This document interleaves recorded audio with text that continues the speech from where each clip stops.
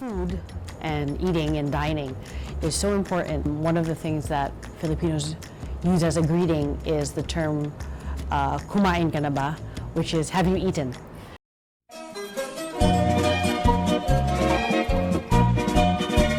Katakatakang mahibang ang katulad ko sa'yo. Biru-biru ang simula, ang wakas pala ay ano. Aayaw-ayaw na ako, ngunit yan ay di totoo. Dahil sa'yo, puso kong ito'y binihag mo.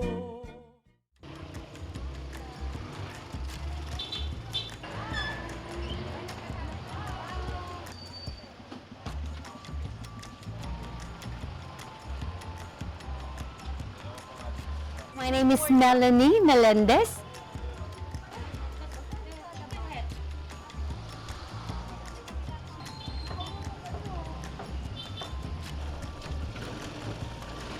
I am a tourist guide by profession, licensed by the Department of Tourism.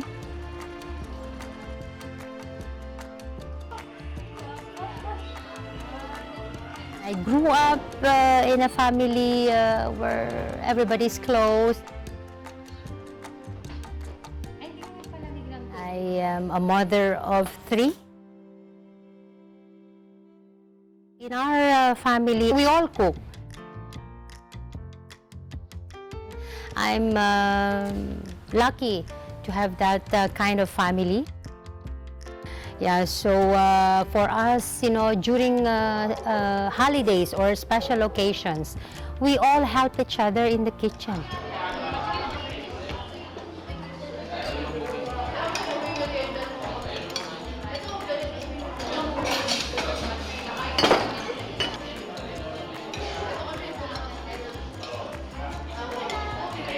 Dining for us is, you know, we cannot have a simple meal. We cannot have like that, even if it's just, let's say, a simple family lunch or a regular meal. So we have to have at least 2 dishes.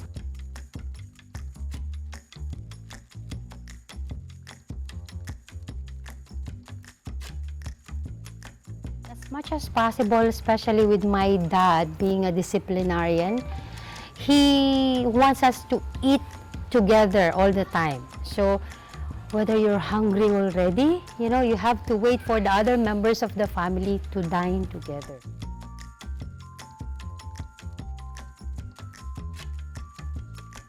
When you come into someone's home, like, no one wants to be sitting down eating by themselves or without offering something to you.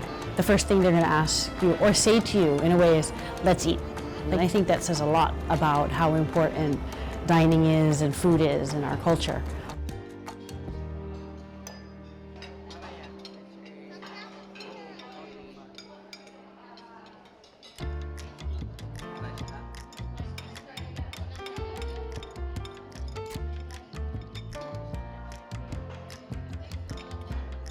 We eat a lot, okay? I mean, when you come to visit the Philippines, their way of expressing their hospitality is to ask you what would you like to eat, where can we bring you to eat.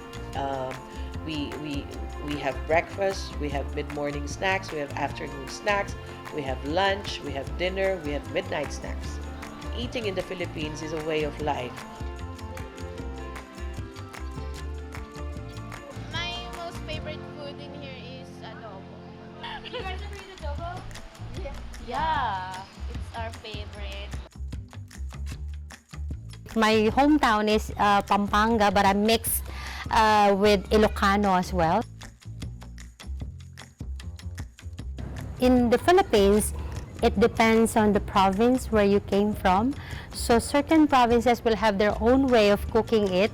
Like in our province, since the field crickets were abundant, my dad cooked them adobo, but then I don't like it that way. The first dish that I cook, as far as I remember, I cooked adobo. I didn't put any pepper or bay leaf in it. I just like it, the natural taste, but I had a twist of putting some sweet potato on it, so it will not be just all meat.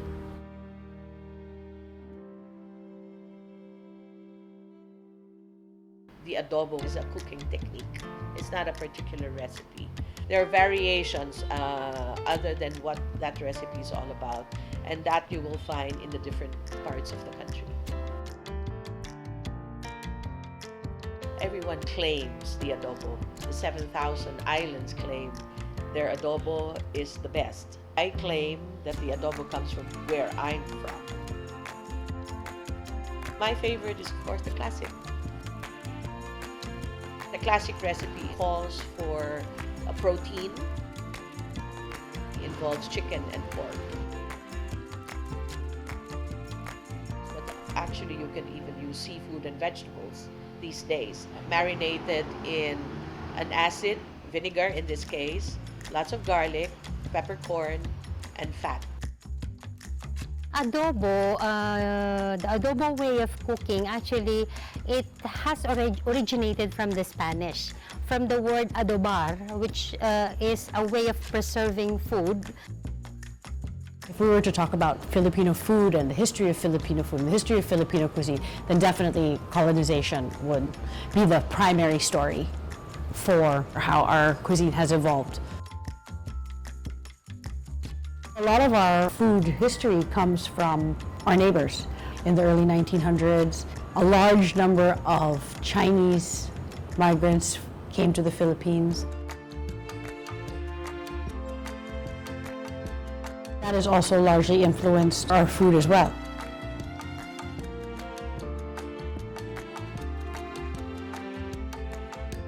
A lot of Filipinos have a more global palate than they think. Some people would argue that that's because of travel, but it's not. There's also, you have a lot of overseas Filipino workers all over the world. That's in the Middle East, that's in Europe, that's in North America. So, Filipino workers are everywhere and have experienced other cuisines and other countries and cultures, and they bring that back with them.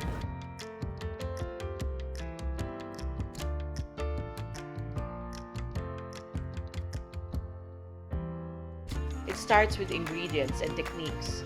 So a lot of foreign cuisines are taking interest in Asian ingredients like fish sauce and some exotic spices.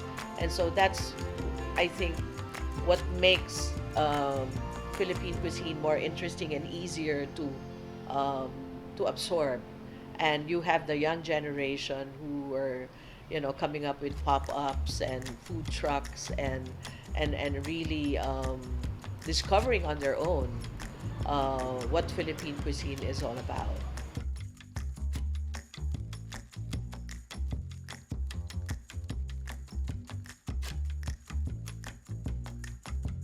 I feel proud, especially my second youngest son. He also has the gift because same as me, we like to invent food in our own way.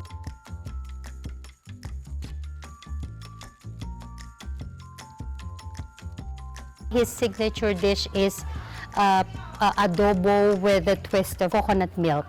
Yeah, so I feel really proud about it because he also has a passion in doing it. So I just hope it can be his profession as well. We even have a saying, the family that eats together stays together.